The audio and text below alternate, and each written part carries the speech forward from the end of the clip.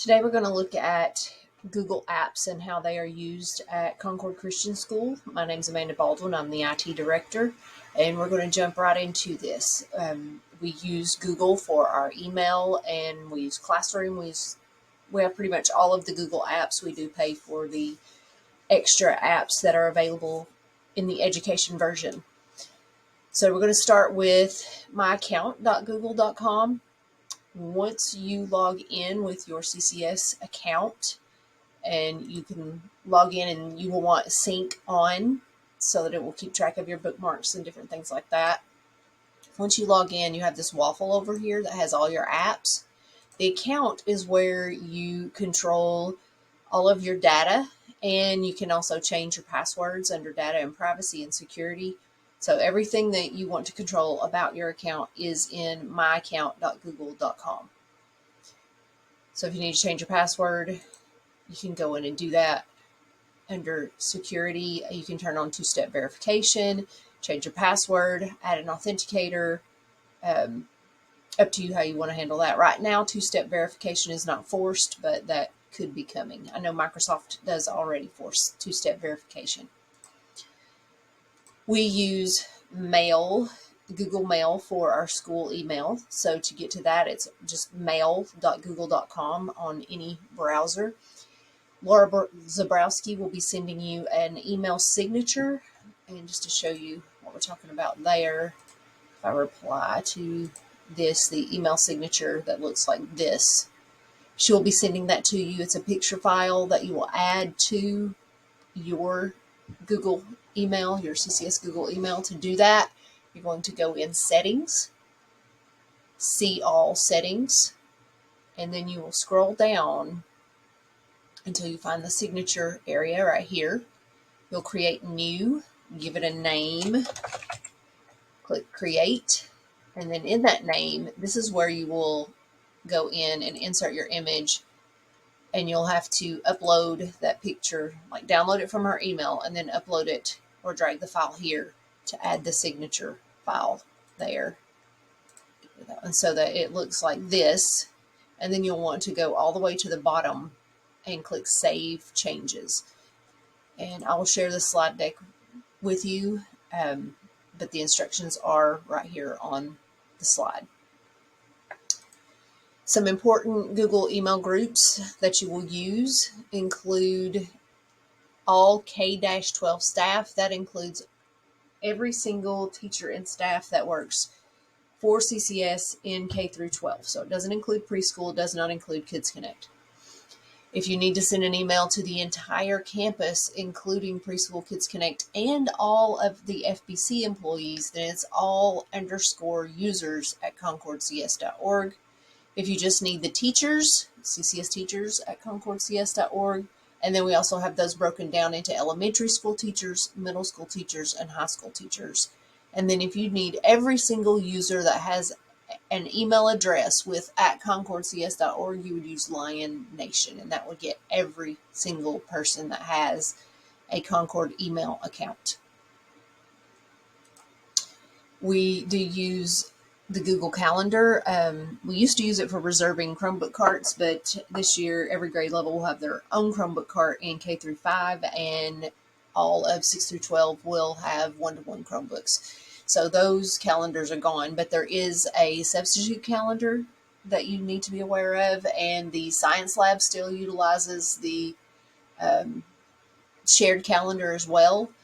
So if you were going to use those, let's go over here, go back to the waffle, open my calendar. Maybe I'm going to be out and I need to put down what sub I want to use. So over here, I would find the substitute calendar, and then I can see who's already using subs so that I don't double book one. And maybe I need a sub if we were in school on the 26th. I can click here, and I'm going to do more options, and I need to be careful. Well, it didn't work. Hang on.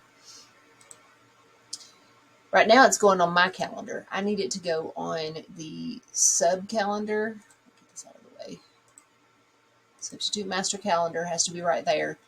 And I would put my name and the name of the sub. so that people would know not to double book that sub, and save it. And then it would be there on the calendar for everyone to see. That way we don't have everybody calling the same sub that's already been booked for another teacher.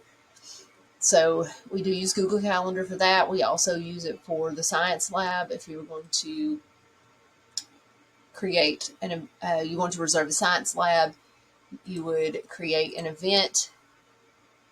Again, we need to see more options. You need to see the whole thing. Is it not? Let me see. Okay. And for this one, you choose the date and time that you want, but then you go over here, rooms, and in that C building, you would choose the science lab. And if it's not showing up, it means someone already has it booked. So we do use Google Calendar for those things. And let me go back and delete those. And delete this one. Okay. Let's go back here to Drive. We use Google Drive to share files, and that is where everything is stored. I do not recommend storing stuff on your desktop or the documents folder of the computer itself, because if your computer crashes, all of your data is gone. It is better to store it in Google Drive, and then you have it at home or anywhere that you have an internet connected computer. So to get to that, we'll go back to our waffle, go to Google Drive. The first thing that pops up is priority. These are the things that you use most often. It'll show you the things you've opened last, and then you can have workspaces, the things that you use most often you can put there. My Drive, these are your files that are only shared if you choose to share them. If you don't share them, then no one else can see them, no one else can get to them.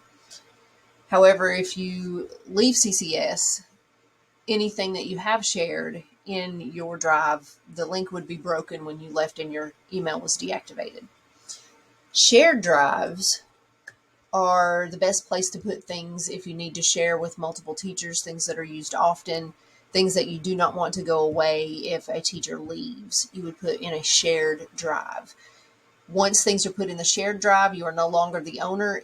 Everyone who is part of that shared drive it's equal ownership, and things do not go away when a teacher's email is deactivated. So if you're sharing within a grade level or within a subject area, I would suggest you put the folder in the shared drive and then share with the different employees that need access to that. And to share something, it's as simple as clicking on the file, right-clicking, going to share, and then as you start adding people, you decide, are they going to be an editor, a viewer, or a commenter? And you can even add an expiration where it goes away after a time.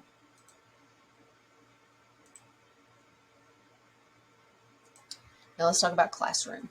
This is the big one that is used throughout our school. We used it very heavily while we were remote during COVID situation. If we ever have to go remote again, that we'll use it again. And it is used very heavily in middle and high school, and used some in the elementary as well. So to get to that one, let's go back to our waffle. We're going to go to Classroom. I have it set up to where RenWeb will create your classroom, so you do not need to create your classrooms, and you want RenWeb to do the creation so that you can copy grades from Classroom to RenWeb with just a click of a button. So if you create them, then they will not be linked to RenWeb. If you let RenWeb create them, which will happen after later on in the summer, then you will be able to copy grades back and forth from Classroom to RenWeb. So make sure you allow RenWeb to do the creation instead of you. But if you ever do need to create a classroom, you have a button right here to create class. If you are doing some training, I think Laura Zabrowski is setting up some training, and you may need to join some classes for some training purposes. If you do have to create one, you just fill out the information and click create. Let's open last year's and look at this. This is the stream page. This is where you talk to your class. This is where you share announcements, respond to their questions. I would not put assignments in your stream. It becomes confusing.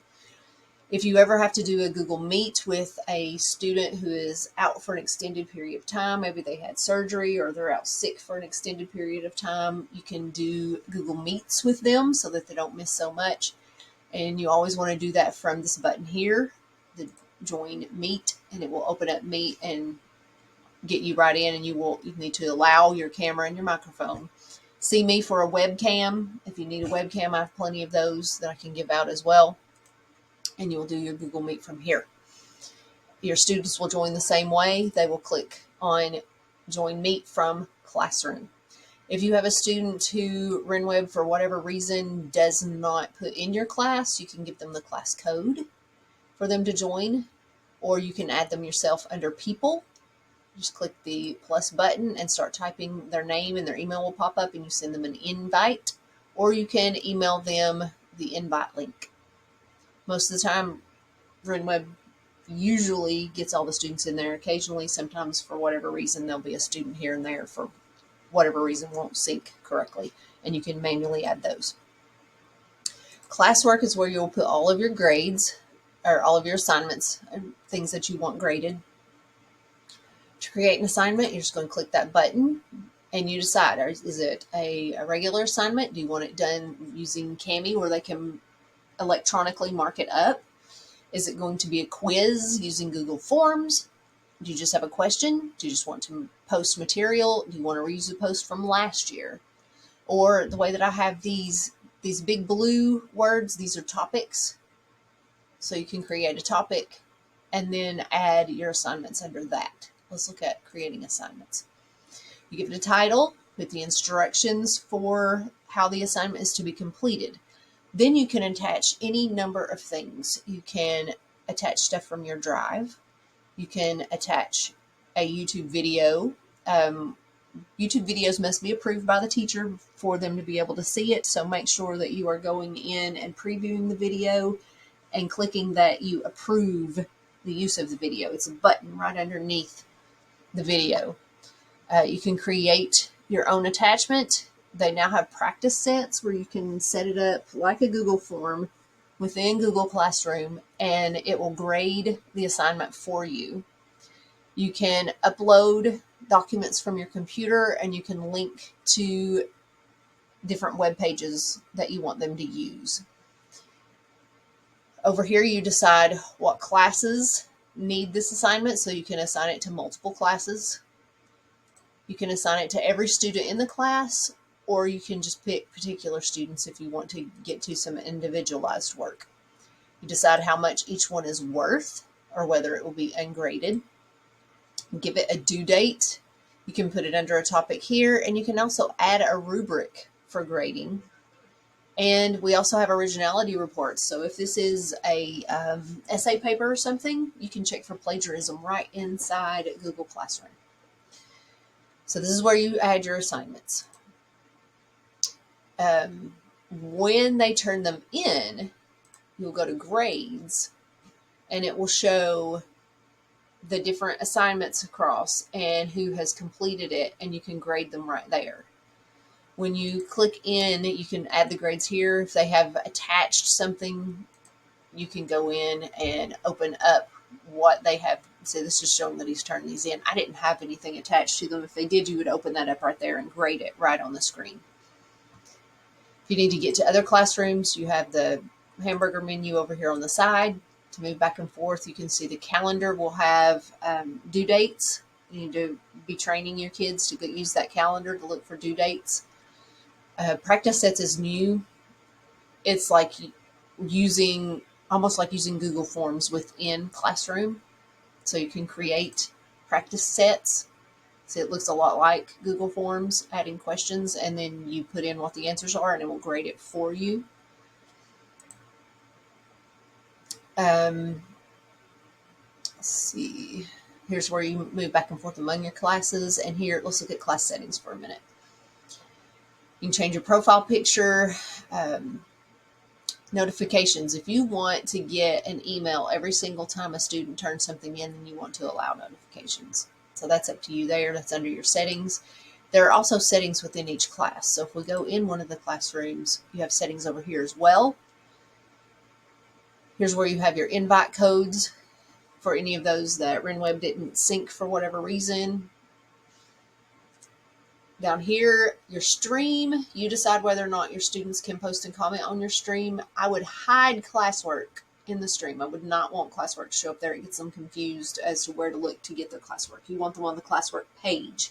So I would hide notifications on the classwork stream. You decide about the deleted items. Guardian summaries is up to you if you want to turn on Guardian summaries so that parents can see their students' work in Google Classroom. It pretty much gives them a summary as to whether or not their child turned their work in. This is where you manage your Meet link. When you're not using it, you want to turn it off so that it is not visible to students. Down here has to do with how your grades are calculated by total points or weighted by category, and whether or not you want to show the grades to students. You'll turn that on, and you can even add grade categories here if you want to. So this is Google Classroom. It is used very heavily, and you can customize the banners to whatever pictures you want here. It's used very heavily by middle school through high school. If you need further training on this, let me know, and I can set up some training with you. Other Google apps that we use instead of using Microsoft Office, we do use the Google apps. Instead of Word, we use Google Docs. Instead of Excel, we use Google Sheets. Instead of PowerPoint, we use Google Slides. And then we have Google Forms for quizzes, surveys, group polls, things like that. We have Google Drawings. If you find that you absolutely have to have Microsoft Office, I can set you up a online version, the Office 365. I can set you up an account with that if you need it. Forms is the one that is used for quizzes, tests, exit tickets, polls, surveys, things like that. When you set those up, you make sure that you set it up to collect email addresses. And let me show you that real quick. One of the first things you want to do when you're doing forms, you open up a blank one in your, let's see, and now I can't find it.